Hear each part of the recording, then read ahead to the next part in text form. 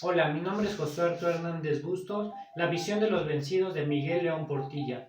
Bueno, cuando las personas del viejo continente llegaron a este nuevo mundo, me refiero a América, escribieron varias crónicas, pero desde su perspectiva. Pero ahora nos hacemos la pregunta, ¿qué hay de la perspectiva de los indígenas que vieron a este nuevo mundo llegar a su mundo o qué pensaron de su derrota? Bueno, este libro, La visión de los vencidos, trata justamente de eso. Relata la historia ya conocida, pero desde el punto de vista indígena.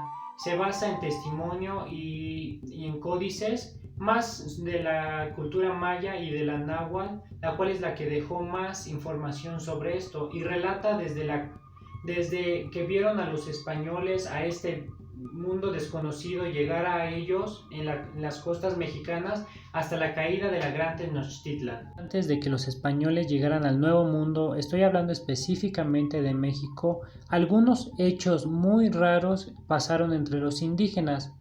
Por ejemplo, que una gran llama en el cielo se veía. Otro es que cayó en un templo sagrado un rayo y lo incendió. Este es muy conocido entre los mexicanos, que una mujer iba gritando ¿Dónde están mis hijos? En Tlaxcala también pasó un hecho muy extraño, que atemorizaba a la población.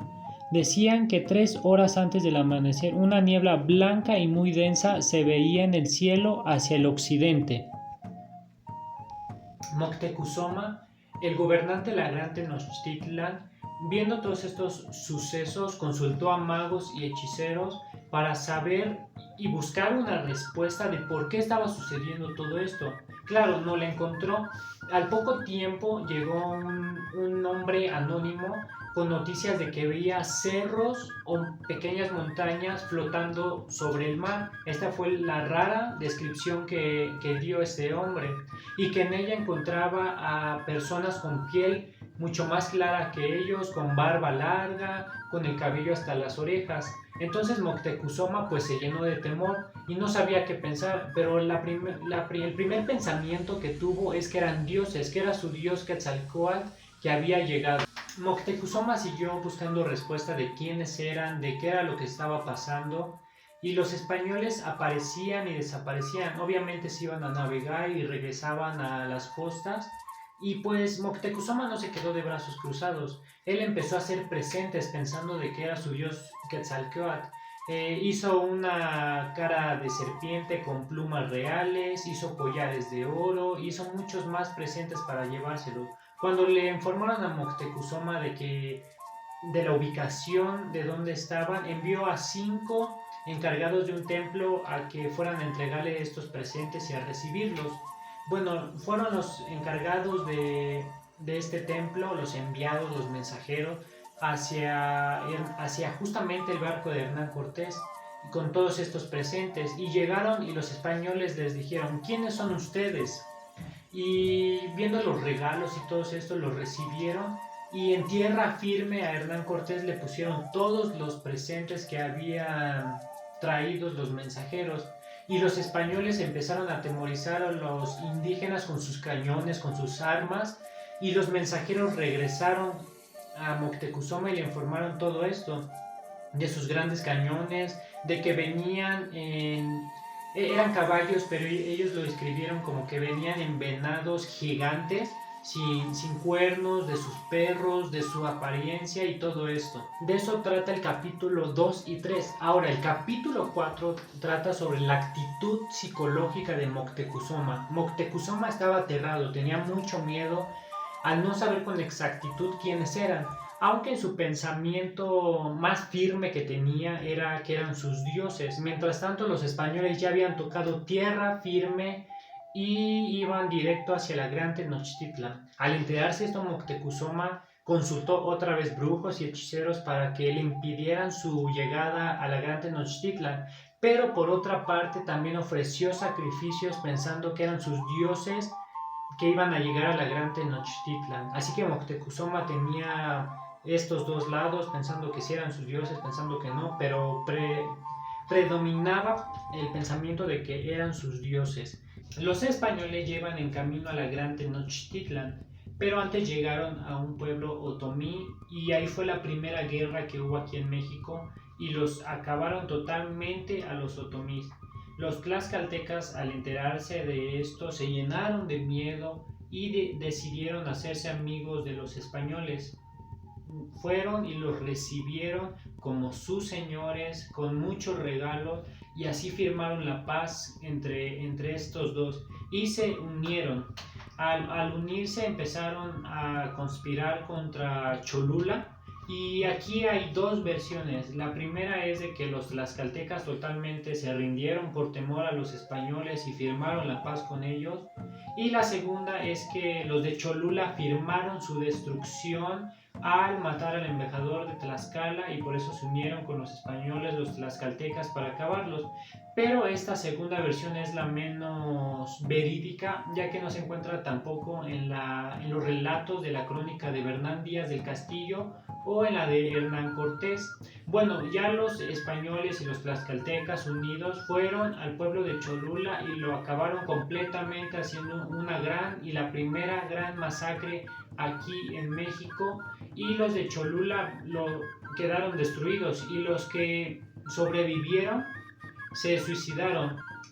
Incluso algunos se lanzaban de cabeza del gran cañón de Quetzalcóatl para no caer en manos de los españoles. De esto trata el quinto capítulo. Ahora el sexto trata de cómo Moctezuma seguía enviando regalos, oro a los españoles, y dicen los indígenas, así lo dicen ellos, que los españoles hacían como cerdos hambrientos al recibir todo este oro.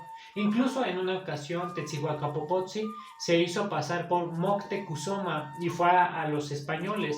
Y los españoles no se dejaron engañar. Ellos dijeron: tú no eres Moctezuma, no nos engañes, Moctezuma está por allá y vamos a llegar. De repente un borracho apareció y empezó a decir que los españoles iban a llegar e iban a destruir todo. Todo esto pasó en la región de los volcanes, donde está Popocatépetl, Puebla, por ahí. Y pues al final los mexicas llegaron a un acuerdo y se resignaron de que los españoles iban a llegar y los iban a recibir.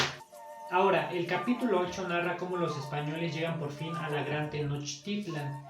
Y llegaron por el sur, por Iztapalapa, justamente el 8 de noviembre de 1519. Y Moctezuma y Hernán Cortés están cara a cara por fin. Y Hernán Cortés le pregunta a Moctezuma: ¿eres tú Moctezuma?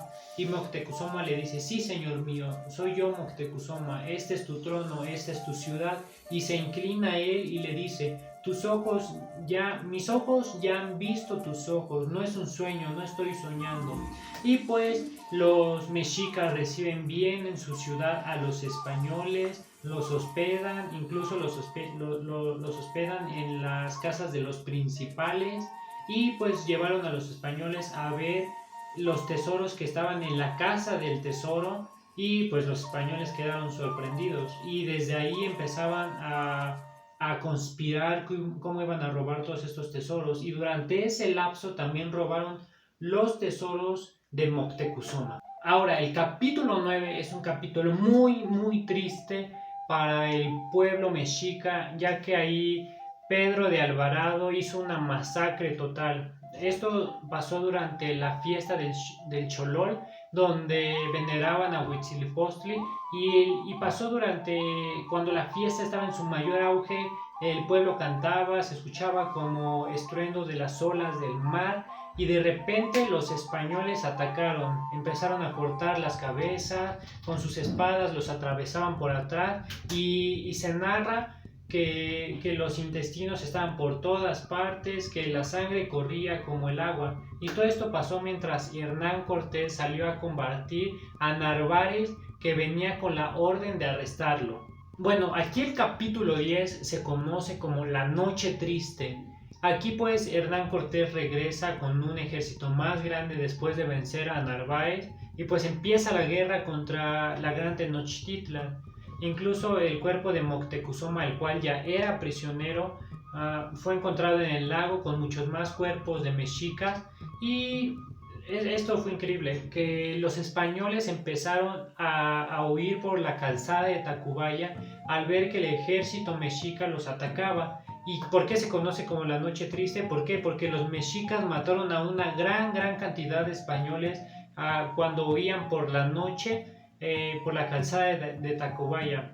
En el capítulo 11, después de esta escena, los españoles decidieron nunca regresar a la gran Tenochtitlan y pues como murió Moctezuma, lo sustituyó Cuitláhuac y pues los mexicas siguieron con sus festivales normales, con su vida normal, pero sucedió que se vino una gran peste que se cree que es la viruela y pues hubo muchos muertos mexicas y pues los españoles ahora sí se lanzaron con todo hacia la ciudad y los atacaron de diversas formas, con barcas desde el lago, con cañones que incluso dicen los indígenas que se veía como si fuera de noche por el humo que había.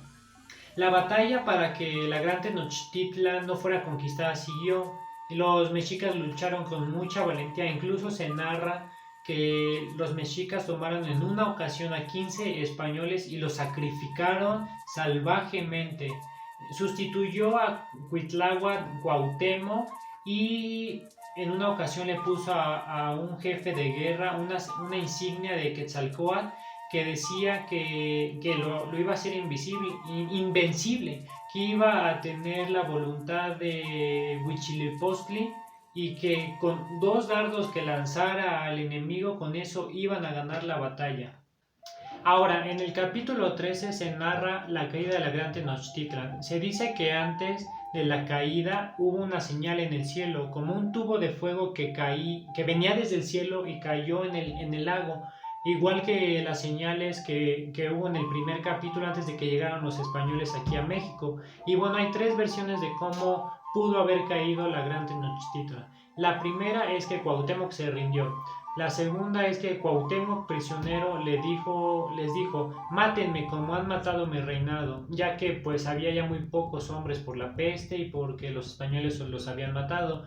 Y la tercera es que los españoles tomaron cautiva, acorralaron la ciudad y presionaron a los principales para que les entregaran todo el oro. Ahora, en el capítulo 14, a manera de conclusión, aquí se relata una historia que es mucho más vieja que esta, de un autor anónimo, pero que confirma de que es verídico todo lo que acabamos de ver. En el último capítulo, ya para concluir de este libro, el capítulo 15, narra 3 poemas, 3 cantos de indígenas anónimos. El primero en 1523, el segundo en 1528, el cual narra cuando los españoles los sitiaron en su ciudad, y el tercero narra desde que llegaron los españoles hasta la caída de la gran Tenochtitlan. Y bueno, les voy a leer para concluir un pedacito de un poema,